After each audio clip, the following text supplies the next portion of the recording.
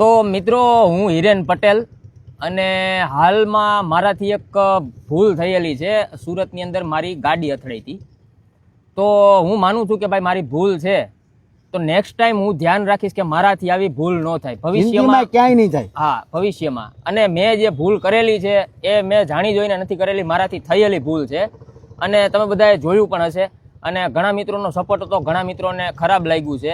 તો એ બધાને હું કહી દઉં કે ભાઈ એ મારી ભૂલ છે, મેં એ જાણી જોઈને કરેલી વસ્તુ નથી, બરાબર. અને બીજી વસ્તુ કે હું એક મેસેજ દેવા માંગુ સમાજને કે જે ભાઈ અત્યારે ડ્રિંક કરીને ગાડી હલાવે છે અથવા તો જે આ વસ્તુ માર્કેટની અંદર હાલે છે, તો જે મેં કર્યું છે ને તમે ન કરતા. એ ભૂલ મારાથી થતા થઈ ગઈ છે, બરાબર છે. મારી છેલ્લી ને પહેલી ભૂલ સમજો તો આજ પછી હું એટલું ધ્યાન રાખીશ કે મારાથી આવી ભૂલ ન થાય. પણ હું તમને બધાને કહેવા માંગુ છું કે મારી જે ભૂલ છે એવી ભૂલ તમે ન કરતા. પણ થયા પછી અફસોસ થાય કે ભાઈ આપણાથી આવો બનાવ બની ગયો છે. અને બીજી વસ્તુ કે સાંજેથી અમારે કોમેડી વિડીયો ચાલુ થઈ જાય, કન્ટિન્યુ બેયની આઈડીમાં વિડીયો ચાલુ થઈ જાય અને વિડીયો બધે બનશે.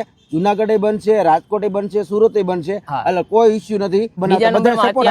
કોમેડી વિડીયો બનાવેલા જ છે, અમે ઘણા ખરા કોમેડી વિડીયો બનાવ્યા છે. તમે બધા બહુ સપોર્ટ આપ્યો છે. જો કે એવું જ કહેવાય કે તમારા થકી જ અમે અહીંયા પહોંચ્યા છીએ. આવો ઈરાદો નહોતો કે ભાઈ હું આવી રીતના મારી ગાડી અથડાઈ જાય કે મારાથી કોઈને એક્સિડન્ટ થઈ જાય. આ તો કેવું છે કે એક બનાવ બની ગયો અને નેક્સ્ટ ટાઈમ ધ્યાન રાખશું. અને બીજા નંબરમાં અમારા કોમેડી વિડીયો આજથી પાછા ચાલુ કરીએ છીએ અને રોજને માટે અમારા કોમેડી વિડીયો જોવા માટે અમને સપોર્ટ કરવા બદલ તમારો બધાનો ખૂબ ખૂબ આભાર.